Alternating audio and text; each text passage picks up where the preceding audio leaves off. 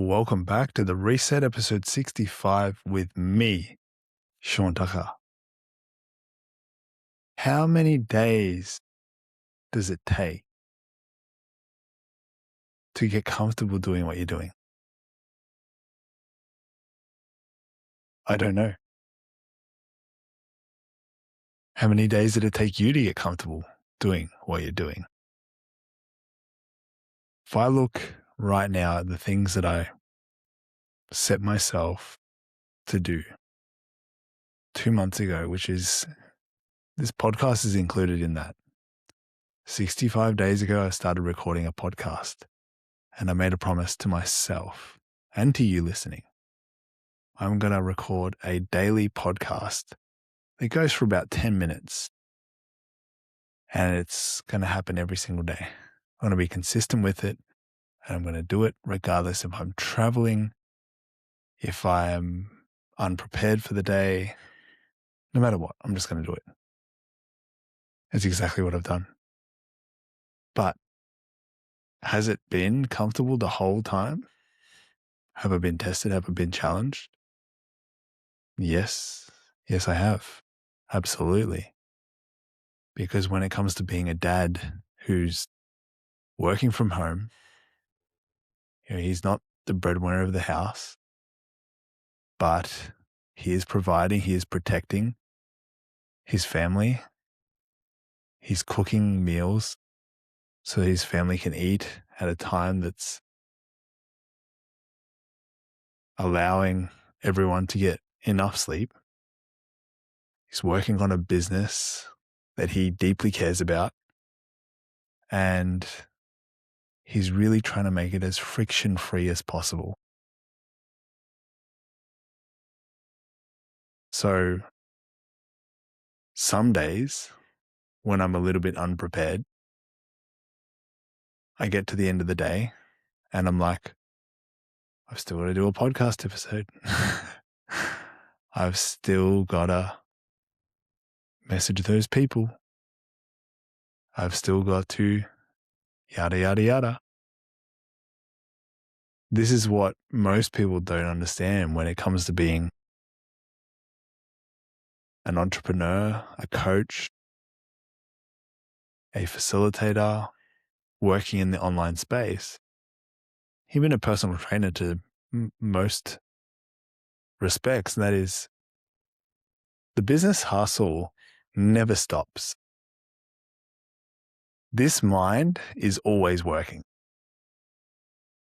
It's always trying to figure out how we can basically play our next move. Whereas when you have a job, and I'm not saying that all jobs are like this, but when you have a job, from the jobs that I've experienced in my life, and I haven't had that many, if I'm being truthfully honest, but I have been loyal to the jobs that I had. I worked for one company for 10 plus years. It was one of my first jobs and I worked there for 10 plus years.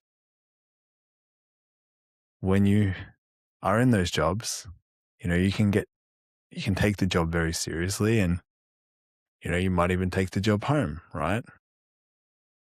But when it's clock on, clock off with the time, you don't have to take the work home. But when you're building something that is yours, that is there to create a financial impact on your family, to create an impact on the economy, is to create an impact on the changes and the transformations that you make through whatever you do,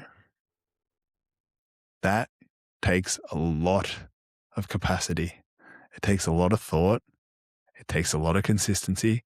It takes a shit ton of energy and a lot of work to get the balls in motion, to get the wheels in motion, to get the balls running. It's not for everyone. And it's certainly not for those kind of people that give up easily. I had so many people critique me when I went in the octagon and fought a guy who could have easily done some really major damage to me, and the referee stopped it in 16 seconds. I caught a lot of flack from people online who have no context of who I am. And by their perception or their perspective, it looks like they took someone off the street who is completely untrained and put them in a cage with someone who has trained. It's quite ridiculous, yeah? And so, reason I share that is most people don't know what it takes until they get a taste of it. And I had my fair taste and share of what it means to be in the octagon, fighting another man. And I couldn't even showcase any skill, any training that I had really, because my body froze. You can say it's good, you can say it's bad. In many ways, it probably saved me from copying more damage. But at the same time, there's no way I could have showcased any skill, because after 16 seconds, it was called. This is only relevant because how long does it take to actually get noticed in whatever space you're building in? If you're truly creating something different that does connect and help people at a different level, most of the time the market's not ready.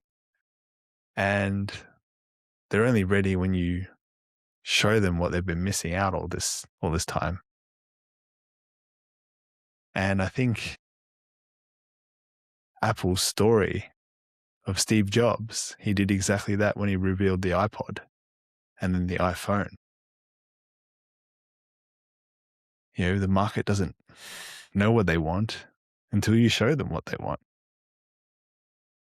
And if you really take that visionary brain and you put together something that takes a lot of thought, a lot of work, and a lot of energy to make it happen, I mean, it's no wonder why people quit. It's no wonder why people give up on their dreams, because, I'm fortunate in many cases, but fortunes are created. They're not found. I'm not doing this with an ulterior motive. I've created this life. I went through 5 years of long distance to marry the girl that I want to marry, right? There was many trials and tribulations to get to that point. And there were many moments where I wanted to quit. And I still went. I still went for it. So I guess the point of this episode today is really not just show you or tell you what the entrepreneurial journey is all about, but show you how interrelated everything you do is. It's like this journey feels familiar for me because I went through it with my now wife.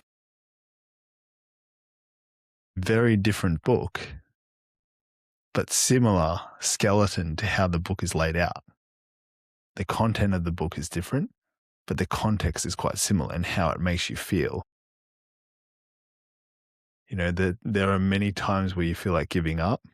There are many times you question, is this really the path that I'm going on? And it's really, end of the day, every time you show up and you feel like you're doubting yourself or doubting the path, it's really just another way to ask yourself, how can you trust yourself a little bit deeper? How can you trust this path just a little bit more? And there are days where you get really tested. It's not to say you can't feel your feelings. It's more to the point that you feel them, but you get back on the bike. You fall off, you stand back up again, and you continue. Sometimes that takes hours. Sometimes it takes minutes. Sometimes it takes days. Sometimes it takes months to get back on. Stand back up and continue marching forward. That amount of time that it takes, that is the most important thing, because you don't have a whole lifetime to follow your dreams again. You have one chance to follow your dreams, and those chances that you get are very few in between if you fall off the path. So yes, you have one chance, but there are many moments where maybe you'll be pushed off and you'll start questioning. And it's only a matter of time before you get back on and start moving forward. If you want to learn how you can shorten that time, that amount of time that it takes to get back on the bike, to get back walking, to get back marching forward, this is what I teach. This is what I do to show people that it's possible. If you have an injury, you don't just go in bed rest, right? You do all that you can to minimize the time window that it takes to get back into full function, to even better functioning than you were before. Because for me, you only have one life. You might as well live it as much as you can. So, thank you for tuning in. If you found value in this episode, share it with one person.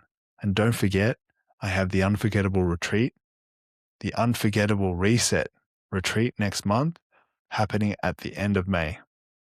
It is in Melbourne, so if you live in Australia, I highly recommend you reach out and see if it's right for you. We only have 9 spots. There are only 8 left. So this is a retreat that's going to sell out 100%. And yeah, I can't wait to see if you're a right fit. Thanks for tuning in, and I'll see you in tomorrow's episode.